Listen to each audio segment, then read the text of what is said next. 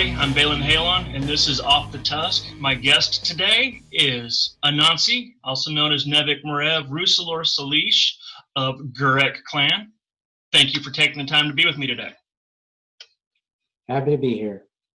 And again, no, you're not. You're contractually obligated. Well, yeah. But that aside, let's start with the same thing I do with everybody. What got you into the Mercs? Well, what got me into the Mercs back in, I want to say 2016, I was at the Jet City Comic Show in Tacoma and came across the booth with Cruiser and Shonar. And, we were kind of oohing and eyeing over the armor and everything, knocking on their plates and all that, and talking to them. And it's actually funny because the year before I had done, I guess, what I consider like my first serious cosplay as Captain Mercs.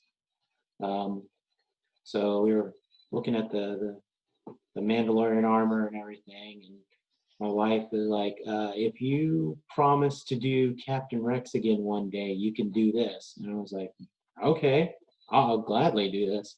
So started working on my armor, and in 2018, I became official.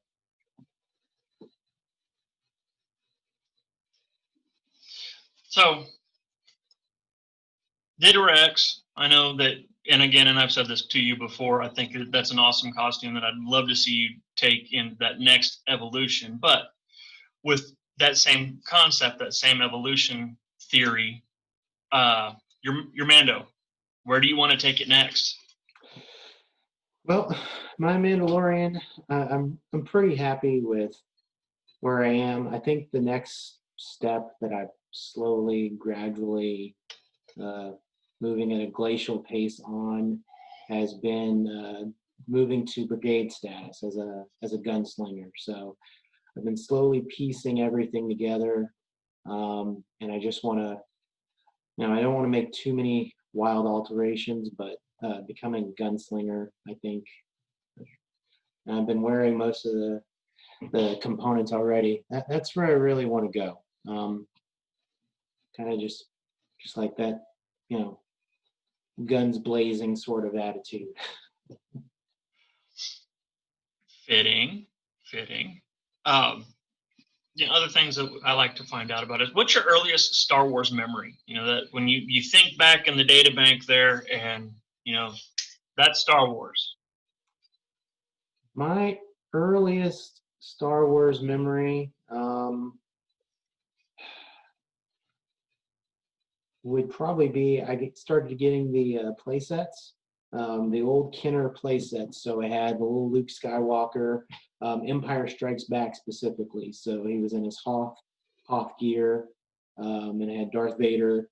And my favorite of the whole set of them I had, because I had I had C-3PO and Han and R2-D2 and everything though, but I had a Scout Trooper that I loved to pieces, literally, because they weren't made that well. So arms started falling off, but that was by far my favorite.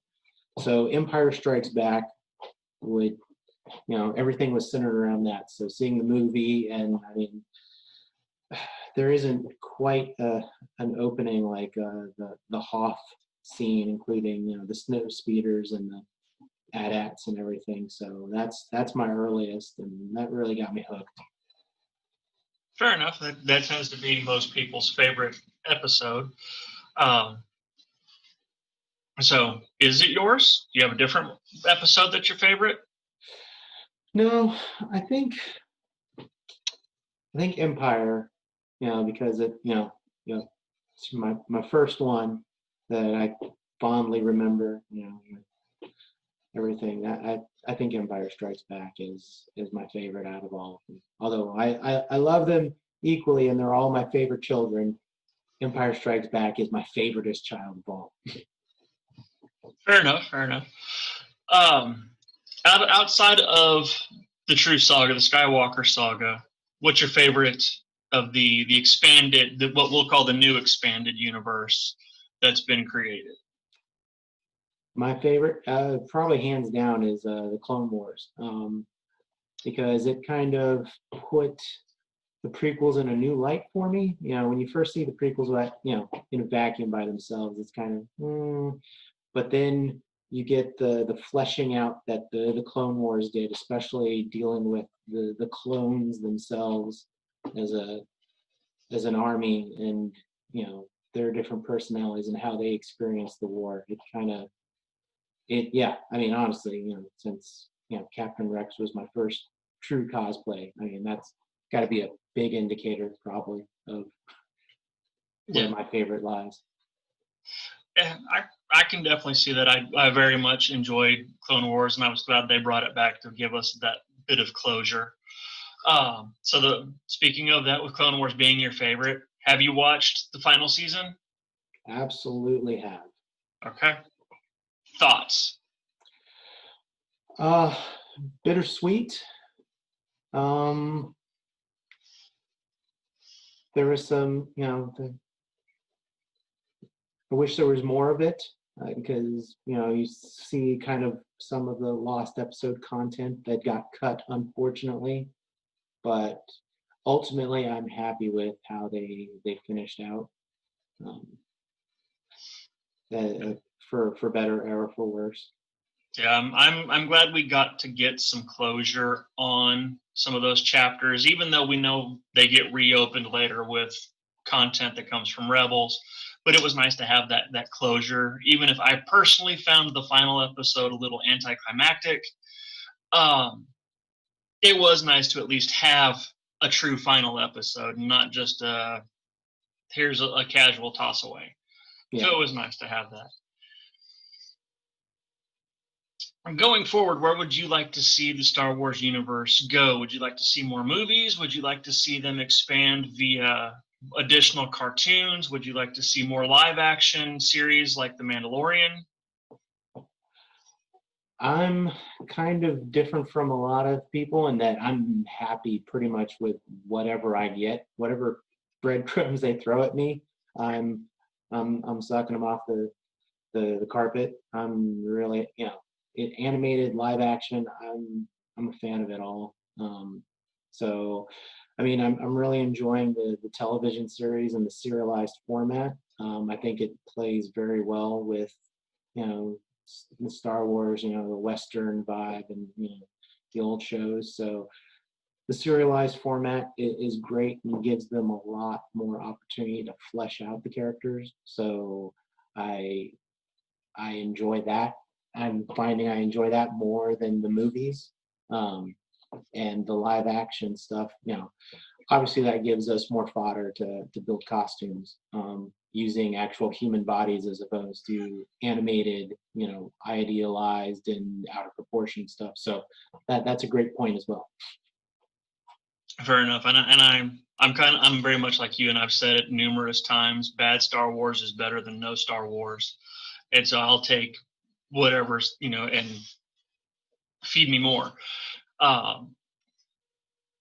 So it's nice when I can actually have a conversation with somebody that's not, well, in this chapter they didn't. No, it's Star Wars. Enjoy it. Love it. Shut up. So lightning round. Now, okay. You more than anyone else should be prepared for this. The first question. It's coming. Boba or Jango? Jango. Thank you. Finally, somebody with taste. X-Wing or Y-Wing? X-Wing. Hey, there's some people that like the Y-Wing, I know. Death Star or Super Star Destroyer? Super Star Destroyer. See, you thought that was going to be a really weird question, but Leia or Rey? Rey. Han or Luke? Han. Mando or Jango? Oh, Mando. Okay. So that was an easy lightning round. You got the newest question, though. Yay. Hey, you did work. You did very well. Yeah. So, yeah, I mentioned when I brought you on when we started this episode is you are the Ruus'alor Salish for one of the greatest clans in the Mandalorian Mercs. Yeah. Not that I'm biased or anything, but what's your favorite part of that role, and maybe explain for some of the newer folks exactly what that role is. All right. So, as Ruus'alor Salish, I am basically the primary Ruus'alor for a clan. That means I'm in charge of vetting and guiding and teaching uh, brand new recruits on their armor, and including new, existing members, because rules change. So somebody has to be there to inform and educate pretty much everybody in the clan on armor. So all the new CRLs get passed through me. And I mean, it's a teaching role as well. It's not just a blessing or no blessing sort of thing. It's teaching somebody you know how what are the best ways to build your armor, what's going to work and doesn't work, because arguably I have at least some life experience wearing the armor for a little bit, so I know what is not gonna work well. That sometimes there's things that are perfect conceptually. You come up with this awesome, elaborate piece, and from concept to actually wearing it, it's a total mess. So any wisdom I can impart on that side of it is great, and that helping a new generation of people join the club and kind of learn new skills, because honestly, the out of all the costume clubs that we have, and everybody learns new skills, but I've found that I have built up a library of new things I've learned, from sewing to working with plastics and bondo that I had never even touched before I joined this club. So helping new people gain new skills that they can apply everywhere is kind of thrilling in and of itself. But yeah, I mean, and the other unspoken part that is actually technically part of my position is being in charge of the performance arts section of it, That which little subtext line in the job description in the clan constitution. Yeah. yeah, it's and I guess that can take all kinds of different forms, because wearing the armor in and of itself is a performative act, and so helping people understand the pseudo acting that comes with wearing armor. um Not expecting everybody to be Shakespeare in the park, but you know understand the what works and what doesn't on that as well. Alas, poor Mando, I knew you. Oh, well, I know who's gonna get a starring role next time. So And even on that performance art aspect of it, one of the things that I want to make sure that you do get the credit for, that you do deserve, is Gurreck Clan has taken kind of a lot of initiative in recent months or weeks. However, we've all lost track of time. We've taken a lot of initiative and kind of set some examples, and that may be a rough way to phrase it, but with our video series, we have our YouTube channel. That we have 5 working on 6 active web series, correct? there's a 6th one. Oh, we haven't told you about that one yet. No. So we have 5 active web series that we do. We do have Off the Tusk that we're on with now. We do Tal's Talks. We do Building Basics with Gurreck Clan. It's 3. Come on, there's 2 more. Gaster's Jokes. Gaster's Jokes. Check-in. And the Ruus'alor check-in, and then we've also got the Speak the Language and the show and tells aspects. Those are pulled from other clips, but behind every single one of those, regardless of which one of us is hosting it or is the star of it, behind every single one of those is you. You are taking that performance aspect, that guiding light, to heart, and you are the producer and post-production team for every one of those series. So I want to make sure that you get that credit. And from me, thank you for making us all look good. Well, thank you. I mean, honestly, you guys make yourselves look good. It takes a good team to put it all together. Basically, I'm just putting all the pieces together. If you guys are usually the ones in front of the camera making it happen. So, I extend that thank you back. Yeah. One of the things that I do want to talk about is you're one of very few people that I personally know. I'm not saying there's not a lot of them, but you're one of few that I know. And in fact, you're only the second person I've ever been in a clan with that has their Vertica as not just part of the Vertica core, but actually has a member number, has gone through, you've taken your child from concept through the same approval process you and I went through to getting their own member number. What's it like, being a proud buoyer and having your Vertica with you? It's kind of a extension to kind of how we've done costumes before. I mean, growing up, the costumes basically consisted of a smock and a plastic mask. And that was the extent of it. So I didn't get into doing costumes again until I was in college, and then it was kind of, I put on some goggles or whatever and have like a sword and be Snake Eyes or something. No, nobody really knew, and it kind of fell off. When there was no reason to do it. But becoming a parent allows you to have more fun. So, my daughter, she wants to go trick or treating, and I dressed up with her. So, we would kind of do team costumes together. She would be a dragon, and I would be a knight, and so on and so forth. She was Iron Man, and I was Captain America. So we kind of worked as a team for the longest time. And again, going back to Rex, she was Ahsoka, so we kind of partnered up. And as I joined the Mercs, kind of just followed that same trend, and it was like, oh my God, I want to join too. And I found it was a great opportunity for bonding exercise and getting to work together. And she's awesome as far as a Vertica goes. She really connects with the kids. Having somebody their age that they get to see in the armor really is amazing.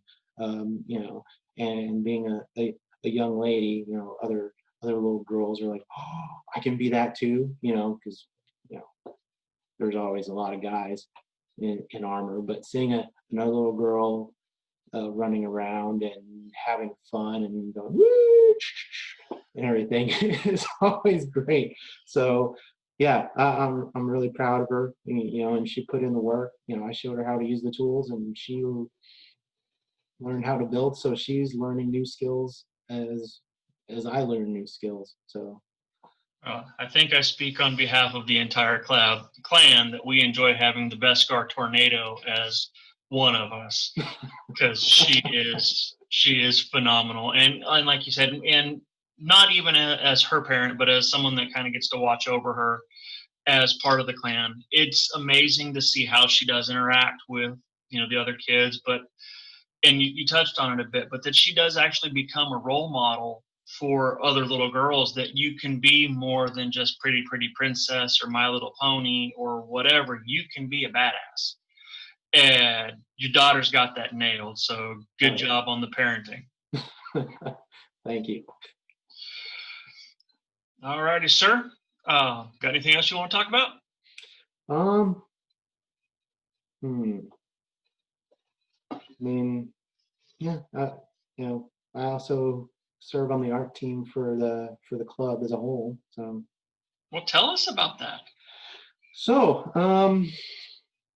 when anybody ever needs a coin or a hat or a shirt or a banner or a business card. Um, you know, you wonder where that comes from. Oh, just like that one.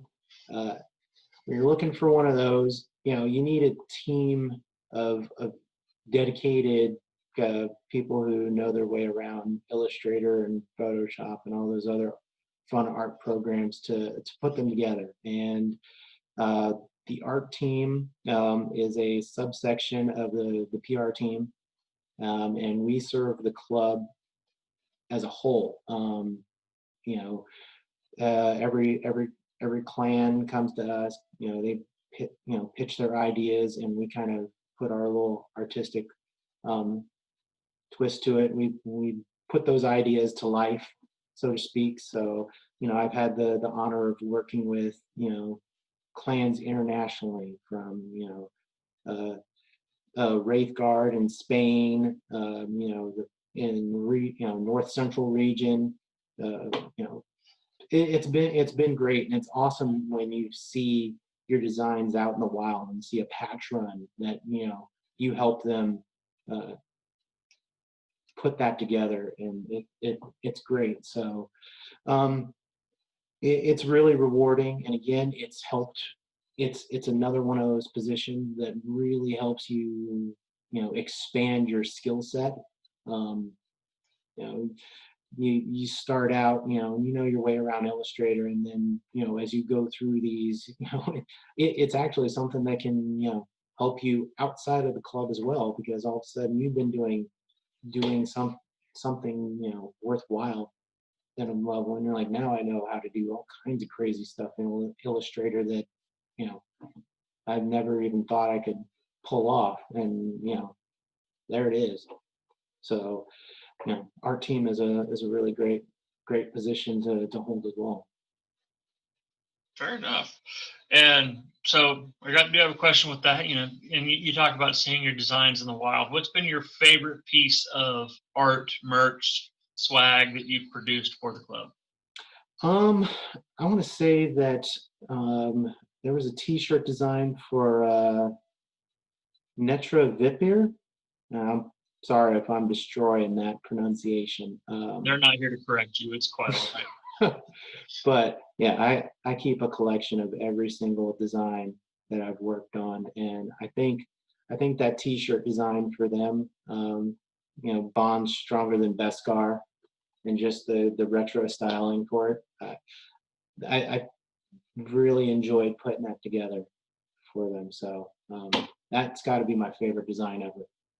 Awesome. So, next question. You have been a member of the club since 2018, an official member of the club since 2018. What has been your favorite troop since you've been official? It's probably going to be the same that everybody.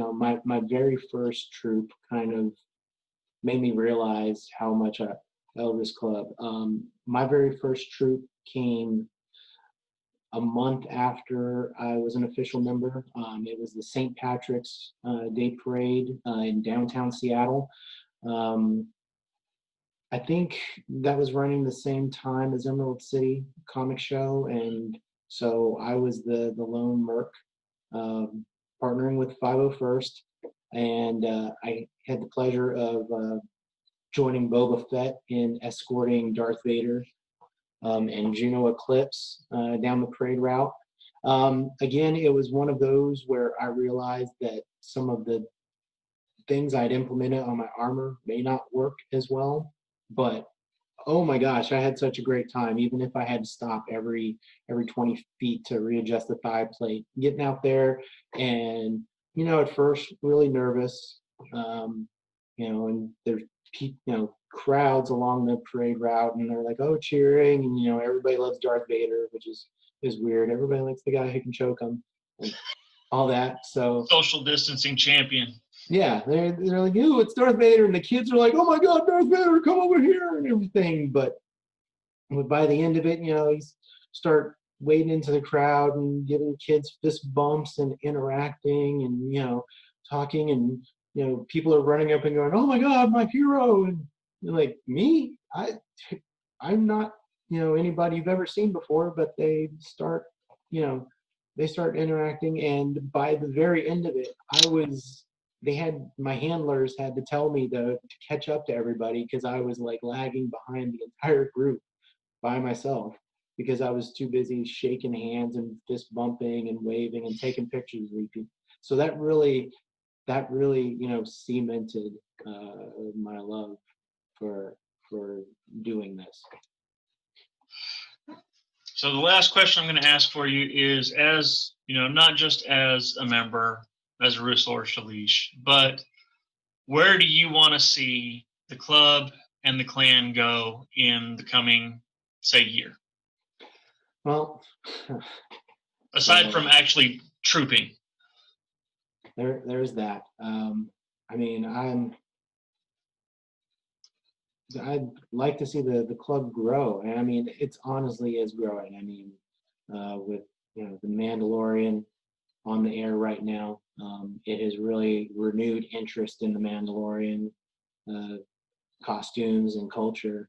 The Clone Wars helped with that. So, I mean, just see us grow and be active, and that's really all I want to see. And being on the front lines as a Ruus'alor Shalish and being able to welcome each new person into the fold, I get to be on the front lines of that and help the club grow. And it's a huge responsibility. It's a daunting responsibility, but it's one I enjoy taking part of each and every day. So just growing and flourishing. Fair enough. All right, sir. I am out of questions. You got anything you want, that free time, anything you want to throw out, any tidbits, any knowledge, any warnings? I don't have any warnings. Not really any warnings per se, except, if you're in the area and you need help with your armor, just give me a call, or I'll be happy to talk with you on the forums. Just look for Anansi. That's ANASI. Shoot me a message. Even if you're not in the clan, I'm happy to answer questions. Especially if you're working on a nerf weapon that you need modded, I'm your guy. There you go. Again, I thank you for taking the time to chat with me this afternoon. I'm Baelin Halon, and this has been Off the Tusk.